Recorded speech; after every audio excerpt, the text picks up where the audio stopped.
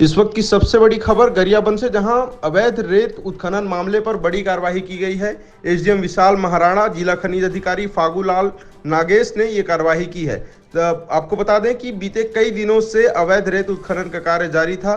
वहीं लगातार शिकायतें भी आ रही थी। इसके बाद जो है तहसीलदार व नायब तहसीलदार खुद मौके पर पहुंचे और वहां पर चैन माउंटेन की जो गाड़ी है उसको थाने तक चला कर लाए। तो बड़ी खबर गरियाबंद से, जहां पर अवैध रेत उत्खनन पर एक बड़ी कार्रवाई हुई है, जिससे माफियाओं पर हड़कंप मच गया है। इस वक्त की सबसे बड़ी खबर गरियाबंद से, जहां अवैध रेत उत्खनन मामले पर बड़ी कार्रवाई की गई है। एसडीएम विशाल महाराणा, जिला खनिज अधिकारी फागूलाल नागेश ने ये कार्रवाई की है। आपको बता दें कि बीते कई दिनों से अवैध रेत उत्खनन का कार्य जारी था।